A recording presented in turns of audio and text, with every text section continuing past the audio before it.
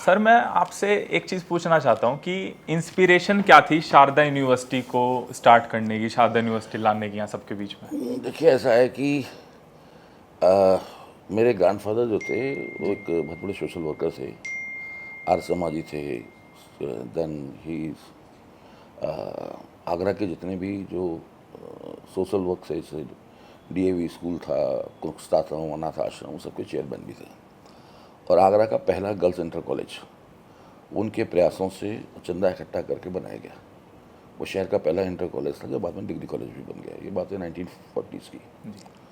और जिस स्कूल में मैं पढ़ा, डीएवी इंटर कॉलेज था, तो जब फार्म जमा किया तो प्रिंसिपल देखते थे फॉर्म, तो देखा उन्होंने नाम तो बुला लिया। अब शॉक्ड कि क्या हो गया भाई, प्रिंसिपल ने क्यों बुलाया? तो बोले भाई तेरे दादा ने मुझे अपॉइंट किया था स्कूल टीचर। अच्छा। ये बात है 70s की। जी। And he was appointed in somewhere 50s।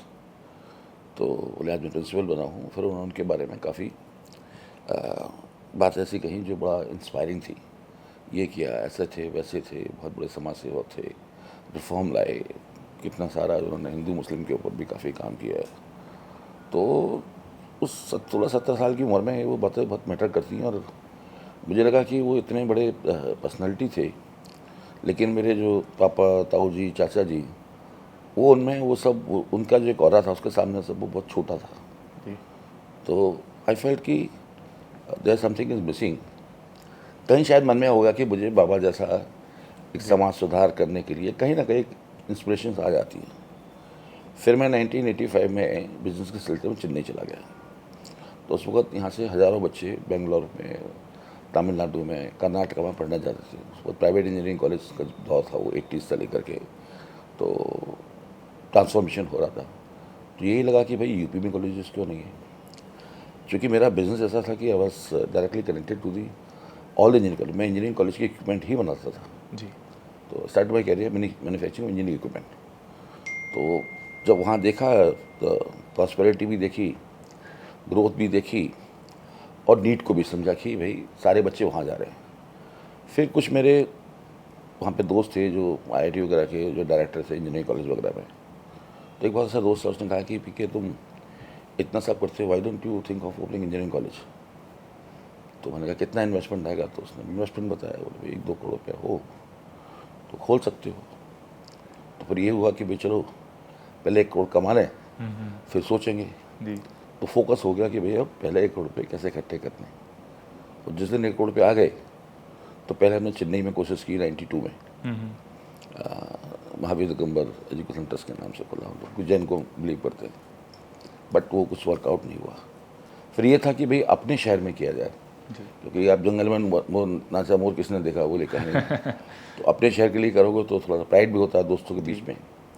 तो 95 में यूपी में मैंने पॉलिसी चिट्ठी देखना शुरू किया। यूपी गवर्नमेंट को काफ़ी चिट्ठियाँ लिखी जी। कि भाई कि यहाँ पे पॉलिसी खुलनी चाहिए, इतने बच्चे जाते हैं, हज़ारों करोड़ रुपया उधर शिफ्ट होता है, बच्चों को खाने की भी बहुत सारी तकलीफें होती हैं। 95 में पॉलिसी बनी and we were the one of the first private engineering college जिन्होंने अप्लाई किया। और 96 में हम लोगों ने शुरू कर दिया। मतलब यूपी के अंदर ना तो एनओसी का इशू था, ना कोई गवर्नमेंट एफिलेशन था, बट एआईसीटी ने बिकेम मैटर इजी कि भाई आप अप्लाई कर दीजिए, हम आपको परमिशन दे देंगे। उसके बाद में स्टेट गवर्नमेंट की पॉलिसी बनी और फिर अप्रूवल हुआ। मतलब जुलाई में अप्रूवल आ गया था, जून में क्लासेस शुरू हुई जाकर दिसंबर में, क्योंकि राष्ट्रपति शासन लगा हुआ था, कोई करने को तैयार नहीं था, गवर्नमेंट जी। Was not in the form. खैर गवर्नर रूल में हमारे जो सेक्रेटरी थे एस.के. अग्रवाल, उन्होंने कहा कि भाई तो राज्य के लिए बहुत बड़ी बात है। तो फिर 4 कॉलेजों का अप्रूवल आया उसमें, तो हम उसमें से एक थे। अच्छा। क्योंकि पूरा साउथ में 10 साल रहे और वहाँ पे इंजीनियरिंग कॉलेज की जो फिलॉसफी है, वर्किंग है, कल्चर है, क्या बनता है, कितना ये सेटिस्फाइंग है। तो उस बिजनेस में लगा कि मैंने कहा कि सारी ज़िंदगी आप सप्लाई करते रहिए, पेमेंट लेते रहिए, बट वो बाबा का जो रिकॉग्निशन था कि एक समाज सेवक के रूप में, समाज सुधारक के रूप में, वो हमेशा कहीं ना कहीं वो इंस्पायर करता रहता था। जी। So that's why choosing to became a अच्छा। एडुकेनियर। अरे वाह सर। This is how the journey started. And चूँकि डिमांड बहुत ज़्यादा थी तो अंडरस्टैंडिंग शायद मुझे सबसे ज़्यादा थी यूपी में, कि जितने भी क्योंकि साउथ के तो मैंने कम से कम I was part of at least hundreds of engineering college formation. अच्छा। तो पूरा फर्स्ट ईयर से लेकर 4th ईयर के लेबोरेटरीज की जो इक्विपमेंट थे वो मैं डील करता था। तो बहुत सारे बुद्धिजीवियों से, एकेडमिशियन से मिलता था। तो समझ में आएगा कि व्हाट इज दिस जी। Philosophy behind it. जी। तो सर ऐसा क्या करा कि शारदा यूनिवर्सिटी बाकी की यूनिवर्सिटी से अलग है, डिफरेंट है? यहीं सारे विदेशी स्टूडेंट्स आ रहे हैं, हमारे भी यहीं आ रहे हैं, सबसे ज़्यादा फीमेल स्टूडेंट्स यहाँ हैं, ऐसा क्या अलग है? देखिए ऐसा है कि जहाँ तक शारदा यूनिवर्सिटी को ग्लोबल बनाना है, तो ये था कि भाई आप जो कुछ भी करें उसमें बेस्ट करें। दूसरा, शिक्षा सबसे बड़ा दान है। जी। मेरी सीधी तो फिलॉसफी रही है कि हम अगर दान नहीं भी दे रहे, हालांकि स्कॉलरशिप वगैरह आप देते हैं काफ़ी सारी, बट फिर भी स्टूडेंट के फंडिंग से ही होती है। एक बच्चा देता है, दूसरे को स्कॉलरशिप देते हैं। लेकिन शिक्षा में किसी तरह का अगर न्याय नहीं करते तो पाप कर रहे हैं, because this is the biggest sin being in education, you are playing with the students life. तो मन में भावना यही रहती है कि अच्छे से अच्छा करना, जितने रिसोर्सेज हैं बढ़िया पढ़ाना, बढ़िया टीचर लेके आना, और स्टूडेंट को मोटिवेट करना और टीचर को मोटिवेट करना कि ये दुनिया का सबसे नोबल कॉज है। हाँ जी। इससे सेटिस्फाइंग जॉब दुनिया में कोई हो ही नहीं सकता, क्योंकि किसी के जीवन को बनाना, उसको मार्गदर्शन देना और उसको उसकी मंजिल तक पहुंचाने में जो गुरु का हाथ होता है ना, वो उस जैसा कार्य कोई नहीं। जी। Second is medical profession. जब एक डॉक्टर किसी पेशेंट की जान बचाता है जी। तो ये था। तीसरा ये था कि जीवन में 3 आधारभूत आवश्यकताएं होती है। पहले रोटी, फिर health and third is education. जी। तो मैंने 2 काम कर लिए। सेकंड वन, हाँ जी। हेल्थ केयर में भी हम लोग हैं। हम लोग यहाँ पे अब तक 20-25 लाख पेशेंट को फ्री में ट्रीट कर चुके हैं, ओपीडी करते हैं हम लोग। शारदा के हॉस्पिटल है जो हॉस्पिटल है। और एजुकेशन में भी अब तक 30,000 तो यहीं से निकल के शारदा यूनिवर्सिटी से, आई थिंक 60-70 हज़ार बच्चे आगरा के जो 4 कैंपसेस हैं, 3 कैंपसेस, वहाँ से भी निकल गए। तो रफली अराउंड 1 लाख बच्चे पढ़ के निकल गए। कहीं भी जाता हूँ, कभी ना कहीं कोई ना कोई किसी कॉर्नर पर बच्चे मिल जाते हैं। जी। जी। तो बहुत अच्छा लगता है बच्चों को जब देखते हैं बहुत अच्छा कर रहे हैं। आते हैं बिल्कुल एकदम दाढ़ी मूछ निकल रही होती हैं बच्चे की तरह डरते डरते, और जब निकल के जाते हैं they became grown up man and they take decision. सही बात। अब तो मैं ख्याल है कुछ बच्चे ऐसे भी आ रहे हैं कि जो हमारे पहले बैच के पास आउट स्टूडेंट के ही बच्चे आने लगे यहाँ पे, हाँ जी। क्योंकि 2000 में पहला बैच पास आउट हुआ था। तो आई थिंक उनके बच्चे भी अब जो है 25 साल हो गए, काफ़ी सारे बच्चे उनके भी आ रहे हैं। तो आई थिंक इससे ज़्यादा खुशी नहीं होती, क्योंकि this is something very satisfying job, जी। टीचिंग एंड एंटरप्रेन्योरशिप, जहाँ पर आप बच्चों को देखते हैं। क्योंकि मुझे लगता है कि मेरे 6 बच्चे हैं हमारी फैमिली में, मैं और ब्रदर के, बट मैं मानता हूँ मेरे जो 30,000 पढ़ रहे हैं, 1 लाख पास हो, वो भी मेरे बच्चे। जी सर। क्योंकि आप अपने पेरेंट का नाम नहीं चेंजते, वैसे अपने स्कूल यूनिवर्सिटी का नाम भी चेंज नहीं कर सकते। सही बात। और दूसरी बात क्या है कि कंटिन्यूस एस्पिरेशन भी है कि भाई जो बच्चे यहाँ के पास आउट हो उनको अपने यूनिवर्सिटी पे प्राउड होना चाहिए। जी। अगर हम अच्छा नहीं करेंगे तो बच्चों के अंदर भी एक गिल्ट की फीलिंग होती है। सही बात। आप IIT के बच्चे होते हैं, from IIT Delhi, IIT Kanpur, IIM, तो वी वांटेड ऑल्सो कि हमारे बच्चे ज़्यादा से ज़्यादा प्राइड फील करें अपनी यूनिवर्सिटी के बारे में, और उसको पूरी दुनिया में बताएं कि भाई वी आर फ्रॉम शारदा। सही बात है सर। तो आप स्टूडेंट से भी बहुत ज़्यादा मिलते होंगे, अलग अलग स्टूडेंट से, तो उन्हें क्या आप ऐसी एडवाइस देते हो, क्या कहते हो बच्चों को जब एक तो मैं मिलते कहता हो? हूँ कि क्या है कि काफ़ी सारे बच्चे जो है ना, they don't understand the value for money. मैं कहता हूँ भाई तुम्हारा 100 से दिन क्लासेस होती है, ठीक है, आप 1-1.5 लाख की फीस दे रहे हो, रफली अराउंड आप जो है 1 से लेकर 2,000 रुपये पर डे खर्च करते हो यहाँ आने के लिए। जी। आप ये पैसे बर्न कर दो, नहीं करोगे आप, but why do miss the classes? आपके पेरेंट्स बहुत हार्ड अर्निंग से पेट काट करके मेहनत करके आपको पढ़ा रहे हैं, तो every day it's worth of few thousand rupees. आपसे 100 रुपये फाइन लगता है तो आप चिड़चिड़ाते हो, बट क्लास में आप 10 दिन छुट्टी मार लोगे, बंक मारोगे, क्लास अटेंड नहीं करोगे, तो दैट्स अ सिन। तो I am also accountable to the parents. दूसरा मैं कहता हूँ कि बच्चों को थोड़ा सा before you go to the classes, जो पढ़ने जा रहे हो उसके बारे में सोच के जाओ, क्यों पढ़ रहे हो और उसका एप्लीकेशन क्या है। क्योंकि दिमाग में जब सवाल होते हैं ना, तो आंसर हम ढूंढ लेते हैं। जी। एक गए बिना किसी एम ऑब्जेक्टिव के क्लास में बैठ गए, क्या पढ़ा रहा है, बोर है, तो उससे क्या है कि आपकी लर्निंग पूरी नहीं होती। Because I am not from engineering background, I am not from management background, I am not from medical background, but I am handling 250 programs, और हर सब्जेक्ट के बारे में मैं बात कर सकता हूँ। कारण क्या है कि मुझे जब नीड लगी तो मैंने सब सीखा।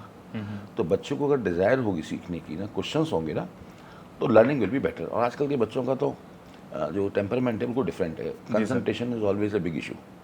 तो अगर सवाल रख के जाओगे अपने दिमाग में तो सारी लर्निंग होगी। जी। दूसरा क्या है कि वाई एंड हाउ के कंसेप्ट को मैं हमेशा एम्फसाइज करता हूँ। अब हमने एक कम्युनिटी प्रोग्राम शुरू किया है कनेक्ट को लेकर के, अच्छा कि आप जाइए गांव में जाइए और देखिए कि जो 10,000 रुपये में व्यक्ति है वो उसकी जीवन की रिक्वायरमेंट क्या है, वो कैसे 10,000 रुपये में फैमिली चलाता है। आप 10,000 रुपये महीना फीस में दे रहे हो या 20,000 रुपये फीस में दे रहे हो, और आप बिल्कुल केयरलेस हो क्योंकि आपके पेरेंट्स आपको सपोर्ट कर रहे हैं। सही। उस 10,000 रुपये में वो गरीब किसान, उसके 4 बच्चे हैं, उसका किराया, भाड़ा, बिजली, पानी, खाना पीना कैसे मैनेज कर रहे हैं। तो उससे क्या होगा कि अगर आप समझ पाएंगे और फिर आप उसको भी देखिए जो आदमी 10 लाख कमा रहा है, सही। लाइफ स्टाइल में कैसे उसने स्ट्रगल किया है, क्या क्या चैलेंजेस हैं, क्या उनके लीगल इश्यूज हैं, क्या हम करें उनके, क्योंकि दर्द देखोगे नहीं तो दर्द को समझोगे। सही बात है। समझोगे तो शायद अपने जीवन के निर्णय लेने में आपको मदद मिलेगी। Because I started from my career कि बड़ी हब्बल बैकग्राउंड से था, पैसे की कदर भी थी, फैमिली का बड़ा एक कंट्रोल बजट होता था, उसमें मैनेज करना होता था कि भाई 2 किलो दूध आना है, 2 किलो घी आना है। जी तो उस डिसिप्लिन से होते हुए देखा है कि आज भी मतलब फालतू पैसे खर्च करने में ना जी तकलीफ होती है कि this should not be waste. जी सर। तो लाइफ में बिना ह्यूमन लर्निंग के या बिना इंसानों से जाने हुए उनकी प्रॉब्लम्स को, उनके सॉल्यूशन ढूंढोगे ना तो you will become a successful person. सही बात sir. Don't become only bookish knowledge. जितना ज़्यादा आप इंडस्ट्रीज में जा रहे हो, इंटर्नशिप के लिए जा रहे हो, तो जो पढ़ के आए हो ना उसकी एप्लीकेशन क्या है। मैं टीचर को भी बोलता हूँ, डोंट किताब निकालो और उसको चेप दो, always try to teach the application side. Sir वो जो कम्युनिटी कनेक्ट आप करा रहे हो, तो ये जो स्टूडेंट्स यहाँ पे पढ़ रहे हैं शारदा में, वो आप कहाँ भेजते हो उन्हें, मतलब गांव में भेजते हो अलग अलग? गाँव में, शहरों में जी जी। एक क्वेश्चन बना कर देते हैं कि उनकी लाइफ स्टाइल को लेकर के। हाँ हाँ क्योंकि आप अगर समाज के लोगों से कनेक्ट होंगे तो आपको सब समझ में आएगा। जी। टेक्नोलॉजी समझ में आएगी आपको फाइनेंस भी समझ में आएगा, माइक्रो फाइनेंस भी समझ में आएगी, सही बात सर। आपको इकोनॉमी भी समझ में आएगी। क्योंकि I want everybody to become entrepreneur. Entrepreneur के लिए पहले क्या है कि रिसर्च मेथोडोलॉजी होनी चाहिए कि भाई मैं कब बेचना चाहता हूँ, इस कप की लागत कैसे आएगी, इसका बायर कौन है, कितनी क्वांटिटी है, क्या कंपटीशन है। अगर मुझे दिमाग में रिसर्च मेथोडोलॉजी आ गई कि everything you do logically, you never fail. काफ़ी सारे बिजनेस फेल इसलिए हो जाते हैं क्योंकि हमने हाइपोथेटिकल आइडिया बनाया, ऐसा करेंगे वैसा करेंगे, एंड फाइनली आपको मार्केट की समझ नहीं है। सही बात। तो लोगों को जाने बिना, देखिए मोदी सरकार का जो बीजेपी का जो सक्सेस है, क्योंकि संघ के लोगों ने ज़मीन पे बहुत कार्य किया है। जी। एक एक गांव में, एक एक देहातों में, एक एक मतलब ऐसी ऐसी जगह गए हैं, आदिवासी क्षेत्र में जाकर के लोगों की समस्या को समझा, उनके दर्द को समझा, उसके बाद वो पॉलिसी बनाई, उसके बाद उनका दर्द को दूर करने के लिए कोशिश की गई है। This is how they became popular. राष्ट्र पहले है, फर्स्ट। मैं तो हमेशा मानता हूँ कि भाई एक अमेरिकन प्रेसिडेंट का कोट है कि ask yourself what can you do for the nation, don't ask for nation what they should do for you. आप अपने आप से, देश क्या है, देश हम लोग हैं, हम देश के लिए क्या करेंगे, अच्छा करेंगे तो देश बड़ा होगा। जी। हर चीज़ हमें सरकार फ्री दे दे, सब कुछ कर दे। सही बात। फ्री भी इसका मैं बिल्कुल अपोज करता हूँ। स्वाभिमान से मेहनत करके कमाया हुआ पैसा आपको आगे बढ़ाता है। जी जी। Easy money is always very dangerous and will make you lazy, and you became a lazy, nation became a lazy. सही बात सर। आज की डेट में human is became the biggest capital of every nation. पहले ये हमको वजन लगता था, आज ये हमारी एसेट्स है। हिंदुस्तान को 47 तक अगर यदि डेवलप्ड नेशन बनना है तो जो आज का यूथ है उसको हम कैसे प्रोडक्टिव बनाएं, कैसे हम उसको क्रिएटिव बनाएं, कैसे रिसर्च एंड इनोवेशन को फोकस करें, this is how we can make it. क्योंकि हम दूसरों से इंपोर्ट करके, टेक्नोलॉजी लेकर के, वहाँ से इंपोर्ट करके उनकी कॉपी करके नहीं बनेगा। हमें खुद के अपने नए आइडियाज़, नए इनोवेशंस को, तुम सक्सेस स्टोरी हो सर। सोशल मीडिया में, एक very normal student to become so much a popular influencer, तो इसे क्रिएटिव साइड। जी सर। हाँ सर, हम इन्फ्लुएंसर्स हैं, हमारा काम है इन्फ्लुएंस करना जनता को एक अच्छे तरीके से, वो अच्छी चीज़ हम उन्हें सिखा पाएँ ना। और सर आज तक ना, मतलब अभी फिलहाल यूट्यूब पे, इंस्टाग्राम पे अलग अलग एक बहस सी छिड़ी हुई है कि स्कूल के अंदर, यूनिवर्सिटी के अंदर एक टॉपिक जरूर सिखाना चाहिए स्टूडेंट को, सिविक सेंस पे लेके। कूड़ा फेंक देता है जहाँ कोई कूड़ा नहीं होता, कहीं शोर मचा देते हैं, कहीं कुछ कर रहे हैं, तो ये सिविक सेंस हमारे यहाँ पे सिखाई जा रही है शारदा में। देखिए ऐसा है कि स्वच्छ भारत के बाद में पूरे देश के अंदर एक बदलाव आया है। लगा था कि क्या छोटा सा इनिशिएटिव, बट मोदी जी ने इस बात को बहुत पहले समझ लिया। तो आज के छोटे छोटे बच्चों को भी बताया जाता है कि बेटा कूड़ा फेंकना गलत है, साफ रहना है। टॉयलेट, स्वच्छ भारत दोनों को लिए काम किया है। गांव में टॉयलेट नहीं होते थे तो उसके लिए उन्होंने टॉयलेट बना के दिए, तो उससे हो रहा है। और वैसे भी क्या है कि हिंदुस्तान का जब आदमी बाहर जाता है तो वहाँ के कल्चर को देख करके, मेरे से भी एक बार हुआ कि मैं गया और मैंने कुछ सामान लिया, ऐसे ही वहाँ फेंक दिया कूड़ा। फिर बाद में एहसास हुआ कि गलती हुई है, उठा कर डाला। पर अगर हमें स्टूडेंट बचपन से सिखाया जाए, मेरे हिसाब से ना करें। ये जो स्वच्छ भारत का जो अभियान शुरू किया प्रधानमंत्री ने, उसके बाद में घर घर जो उन्होंने टॉयलेट बनाए हैं, उसका इतना ही है कि हर एक व्यक्ति के बीच में एक स्वाभिमान की बनाए उसके अंदर, उसको एहसास हो कि ये मैं गलत कर रहा हूँ। आज की डेट में आपको बच्चे रोक देंगे, ये पापा आप गलत कर रहे हैं। I think the biggest change comes only children. छोटे बच्चों को अगर सिविक सेंस आ गया ना, वो पूरी लाइफ की हिस्सा बन जाती है।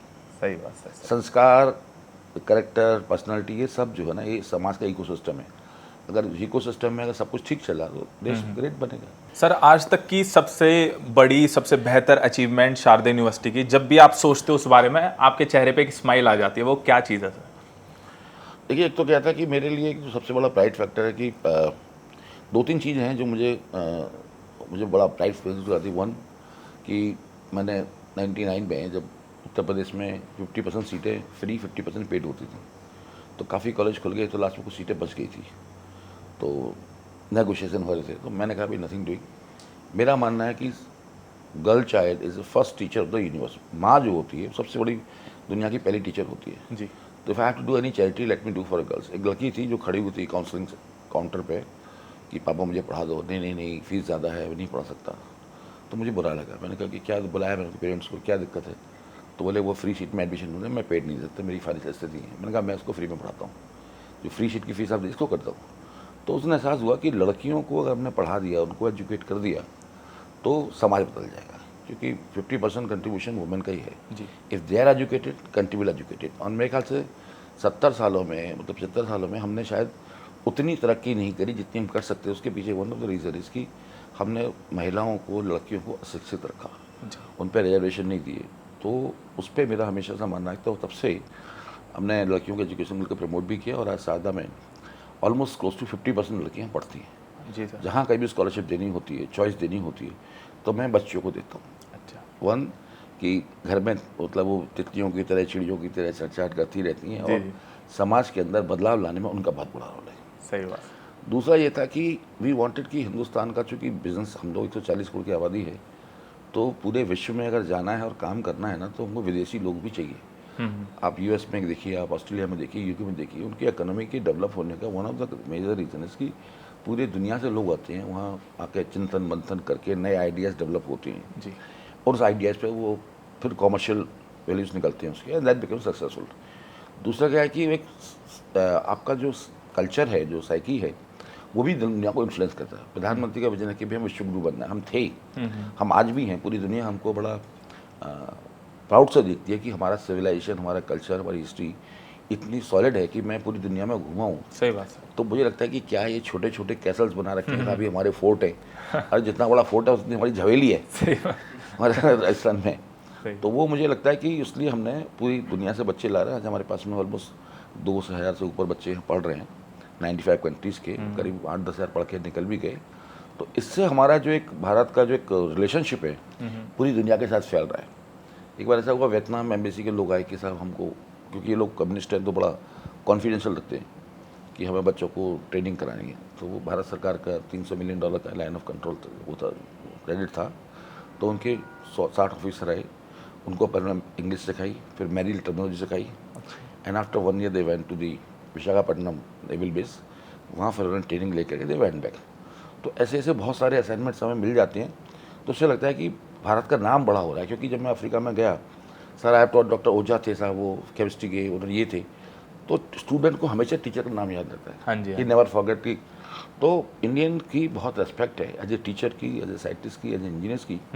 तो ये बच्चे पढ़ के जा रहे हैं, they will give a opportunity for Indian businessman to work with them. हमारे जो स्टूडेंट हैं उनको भी कभी बिजनेस करना होगा तो पता लगा हर कंट्री में मेरे दोस्त हैं जी। तो आज की डेट में future business lies only in Africa. तो हमारा फोकस भी अफ्रीका ज़्यादा है। अच्छा। क्योंकि हिंदुस्तान अफ्रीका से बड़ा है, और हिंदुस्तान का जो बिजनेस का जो बड़ा मार्केट जो अफ्रीका है, टेक्नोलॉजी के बेसिस पे भी। अच्छा। चाइना की भी ग्रोथ आप देखिए तो यूरोप के अलावा भी Africa is a big market for them. तो इंडिया हैज़ टू ग्रो, क्योंकि उसकी आबादी बहुत बढ़ रही है और बहुत बड़ा कॉन्टिनेंट, 100 करोड़ की आबादी है अफ्रीकन कॉन्टिनेंट की। तो there is a bigger opportunity for Indians to work there, और काफ़ी लोग काम भी कर रहे हैं। तो वो बड़ा प्राइड महसूस कराता है कि जब यहाँ पे भी हुआ था ग्रेजुएशन डे, इतने सारी कंट्रीज़ के एम्बेसडर आ रहे हैं, बच्चे मुस्कुरा रहे हैं, डांस कर रहे हैं। तो you know it's very vibrant campus, you know, like you see the student from all over India, student from all over world. I think मेरे ख्याल हिंदुस्तान में शायद अकेली शारदा यूनिवर्सिटी है जिसमें इतनी वाइब्रेशन है। सही बात है सर। सही 50% girls, student from all over India, right to north east too. हम लोगों ने एक अपनापन है यहाँ पे। कोटा भी फिक्स कर रखा कि मैं इस स्टेट के इससे ज़्यादा बच्चे नहीं लेंगे। तो I wanted you know a very you know like diverse crowd. क्योंकि बच्चों का जो है ना आजकल नेटवर्किंग इंपॉर्टेंट है। आपकी सोशल मीडिया वगैरह ये सारा क्या है, जी, जितने ज़्यादा आपके दोस्त हैं उतनी ज़्यादा सक्सेस है आपकी। सही बात। तो ये एक बड़ा मुझे फील करता है। और हेल्थ केयर में हमने बहुत अच्छे काम किए हैं। एंड कोविड में हमारे पास में एक मौका था कि लोग पैसे कमा रहे थे, हमने कब ऑलमोस्ट 750 बेड पूरे सेवा के लिए दे दिए। अच्छा। We did not charge anything, सरकारी आयुष्मान रेट पे ही ट्रीटमेंट किया। तो ये था कि जीवन में भगवान ने इतना दिया है, तो इस समय है कि लाइफ को, लोगों को जिंदा रखने के, लोगों की लाइफ सेव करने के लिए कैसे काम करें। एंड आई थिंक, क्योंकि मेरा मानना क्या है कि जो आप अच्छा करते हैं ना, जी। उसका फल आपको देर सवेर अच्छा मिलता है। अच्छा। Money is not everything. आप बच्चों एक भी बात बोलता हूँ, कर्मा में बिलीव करते हो आप भी? पैसे के पीछे मत भागो, feel happy what you do. अंदर से सेटिस्फाइंग होगा ना, तो आप बहुत आगे जाओगे। और आप पैसे के लिए भागोगे तो कभी खुश भी नहीं रहोगे। और जब आदमी खुश नहीं होता ना, तो सक्सेस एक टाइम के बाद में रुक जाती है। Happiness should be there in everything you do, and that makes you never tired. और खुश कैसे रह सकते हैं सर, दूसरों का भला करके? जब आप एथिकल काम कर रहे हो ना, धर्म के रास्ते पे चल रहे हो ना, तो आप कभी दुखी नहीं रह सकते। मन में भावना, बताता हूँ, वो सब है कि अच्छा क्या बुरा क्या है। आपकी वजह से किसी दूसरे को कष्ट नहीं हो रहा है ना, तो समझ लीजिए कि आप जीवन में बहुत अच्छा काम कर रहे हो। और आपसे इंपॉर्टेंट है आपकी फैमिली। हम कमाते हैं किसके लिए? फैमिली के लिए, परिवार के लिए। उनका भी सुखी रहना, उनके घर पे भी सुख शांति बनी रहना भी बहुत इंपॉर्टेंट है। तो don't go for money, go for cause of the society.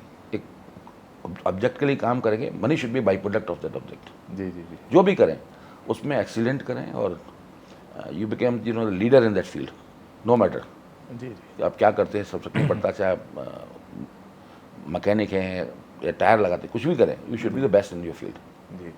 So that gives you the perfection.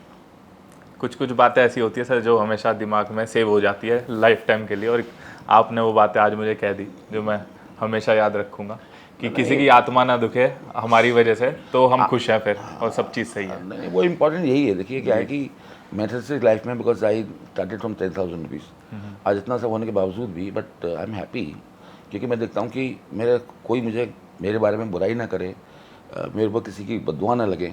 I think I am worried about that part, क्योंकि लर्न अर्न एंड रिटर्न, तो आप पहले सीखते हैं, फिर अर्न करते हैं, तो वापस भी भगवान में देना होता है। आप going to leave everything, and most important part की what are you living, your legacy, आप क्या छोड़ने अपनी फैमिली के लिए। जी। आज आप पैसे कमाएंगे, गलत तरीके से कमाएंगे, बट आप आगे नहीं बढ़ सकते। गीता के बहुत सारे श्लोक हैं जिसमें भगवान कृष्ण कहते हैं कि भाई कि जब आपका पैसे होते हैं तो भगवान आपकी परीक्षा ले रहा होता है, समाज आपकी परीक्षा लेता है। अच्छा है तो कम से कम उस पर घमंड मत कीजिए, और अगर यदि दुख है तो आप उसको, ईश्वर को, अपना प्रारंभ को मान करके उसको स्वीकार कीजिए। तो every power comes with the accountability, responsibility. सही बात है सर। सर अभी शारदा यूनिवर्सिटी सब बेस्ट है, सब चीज़ सही है, एकदम फर्स्ट क्लास है, पर आगे के अगर 10 सालों की मैं बात करूं तो आप शारदा को अगले 10 सालों में कहाँ देख रहे हो? क्या चीज़ें नई आने वाली है, क्या नई चीज़ शारदा में आने वाली है, या क्या आप विजन क्या है सर आपका अगले 10 विजन साल? तो शारदा का शुरू से ये था कि we become a global university, और institution building is a very long term process. एक कल्चर बनता है, डिपार्टमेंट बनते हैं, लोग दूसरे सीखते हैं, तो किसी भी इंस्टीट्यूशन को बनने में 40-50 साल लग जाते हैं। और फिर लोग रुके हैं, फैकल्टी रुके हैं।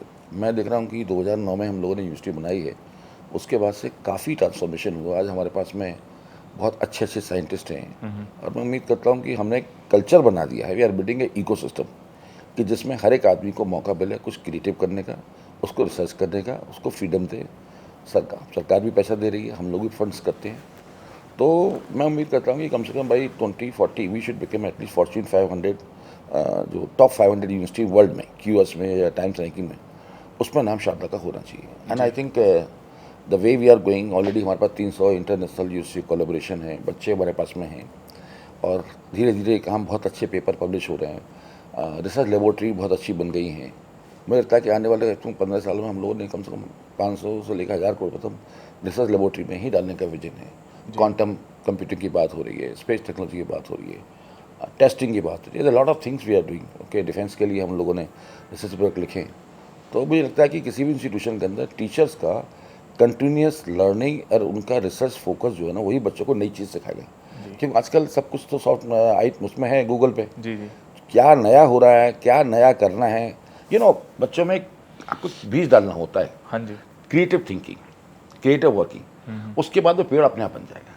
आपको खाली सीड डालना होता है, वो सीड जब डलता है खुद आप वही करेंगे जो आप जानते हैं। तो जानने के लिए teacher has to keep learning. हाँ जी। उनकी लाइफ लॉन्ग लर्निंग होगी, तो वो आगे पास करेंगे। पानी जब भर जाएगा घड़े में से तभी छलकेगा ना। जी सर। तो टीचर अगर फुल होगा तो ज़्यादा नॉलेज होगी तो वो बांटेगा बच्चों के बीच में। जी सर। तो वी एडमायर सच टीचर ना जो नॉलेज से भरे हुए हैं और जिनके अंदर आज भी वही थ्राइव है कि मुझे और सीखना है और नया करना है, जी जी। और मुझे समाज के लिए, देश के लिए, टेक्नोलॉजी के लिए क्या नया करूं जिससे मतलब लोगों का जी। कंफर्ट बढ़े, लोगों की प्रॉब्लम सॉल्व हो। और सर स्टूडेंट्स को 100% तक स्कॉलरशिप भी मिलती है हमारी यूनिवर्सिटी में, वो कैसे है सर? क्योंकि भाई देखिए ऐसा है कि ब्राइटेस्ट तो ब्राइटेस्ट अगर नहीं आएंगे तो फिर वो एक बच्चा अगर मतलब बहुत सारे बच्चों आई थिंक 400-500 बच्चों को हम लोग स्कॉलरशिप देते हैं, 100% नहीं मिलती है, और वो मेरिट बेस्ड है जी। और उसके बाद में फिर फर्स्ट सेमेस्टर में आपने कितना अच्छा किया, अब हो सकता है कि लड़का 60% का है और वो 100 से ज़्यादा अच्छा कर ले तो he will get the scholarship. अच्छा। बट वो फिक्स्ड है हमारी कि हर साल के रिजल्ट के बेसिस पे जो बेस्ट करेगा उसमें से 500 स्कॉलरशिप डिपार्टमेंट वाइज अलग अलग है, अच्छा, वो मिलती चली जाती है ताकि मेरिट को प्रमोट करें और बच्चों में एक हेल्दी कंपटीशन हो कि मुझे अच्छा करके स्कॉलरशिप लेनी है। यूएस की भी यूनिवर्सिटीज़ में इतनी स्कॉलरशिप मिलती है बिकॉज यूनिवर्सिटी में जो बच्चे जो क्रिएटिव साइड लेके आते हैं वो जितने डिफ़िकल्ट क्वेश्चन टीचर से पूछेंगे उतना टीचर के लिए भी वो फन होता है कि भाई एक डिफ़िकल्ट सवाल आया उसका मिल करके जवाब ढूंढते हैं, रिसर्च करते हैं।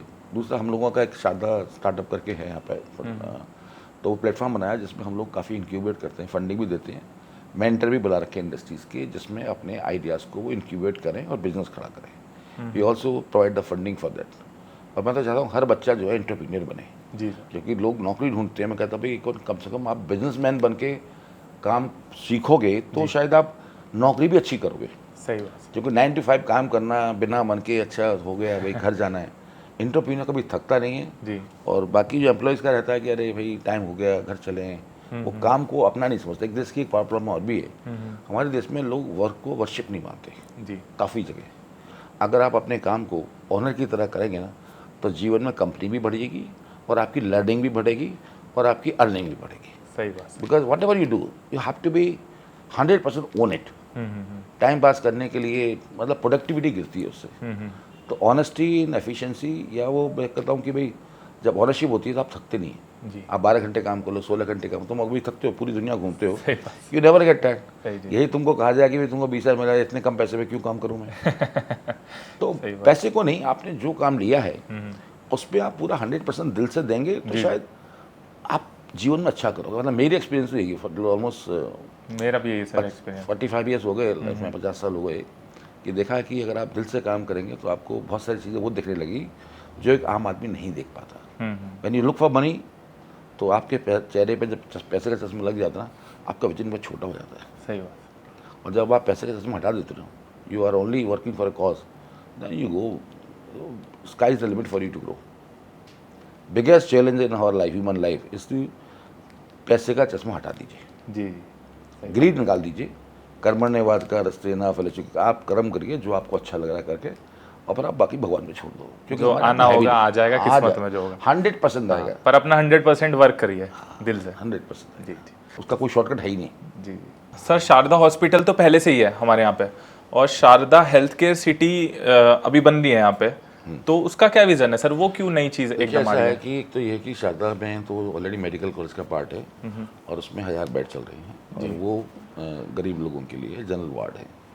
और एक शारदा हमारे पास इंटरनेशनल स्टूडेंट भी बाहर आते हैं, उनके पेशेंट भी काफ़ी हमारे पास आना चाहते हैं।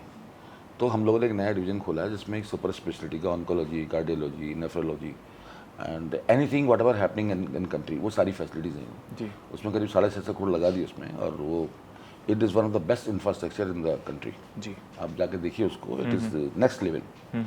तो उसमें क्योंकि मेडिकल कॉलेज ड्रिवन है, तो जो बेसिकली आजकल हेल्थ केयर में बड़े चैलेंजेस हैं कि this is much more commercialisation भी कई बार होता है, शिकायतें भी आती हैं कि जहाँ पे सर्जरी अवॉइड की जा सकती है वहाँ सर्जरी की इशूज़ होते हैं। तो इट हैज़ बीन बिल्ट कि वो पूरे, एक तो हमारे यूनिवर्सिटी के इतने बड़े स्टाफ हैं और खासकर विदेशी लोगों को जो पेशेंट अभी भी हमारे आई थिंक 20-25 पेशेंट रहते हैं, तो मुझे लगता है आने वाले टाइम के अंदर Sharda care will became the leading global health care provider. Okay. क्योंकि JCI कंप्लाइंट बना है, NABH ऑलरेडी है and it is design primary for international patient. और उसमें चूँकि एथिकल बेस्ड है पूरा का पूरा, जो वर्किंग है मेडिकल कॉलेज के प्रोफेसर का क्या होता है वर्किंग, वो बहुत मेटिकुलसली काम करते हैं, research based evidence based working होती है। क्योंकि बच्चों को आपने पढ़ाना भी है। जी आप बच्चों को अननेसेसरीली आप वो चीज़ नहीं कर सकते एज ए टीचर कि जहाँ ज़रूरत नहीं है वो ट्रीटमेंट देना है, जहाँ ज़रूरत नहीं है वहाँ सर्जरी को प्रोवोक करना। अब कल ही की बात है, एक बहुत बड़े हमारे दोस्त आए थे तो उनको सर्जरी के लिए 2 लोग रिकमेंड किया है, मेरे डॉक्टर के पास मिली, इज़ फॉरमली फ्रॉम एम्स एंड मौलाना आज़ाद। तो बोले इसकी अभी आप 6 महीने रुकिए, ये दवाई कीजिए, कोशिश कीजिए कि सर्जरी ना करनी पड़े। तो मेडिकल कॉलेज के जो कंसल्टेंट्स होते हैं ना, they don't believe in intervention.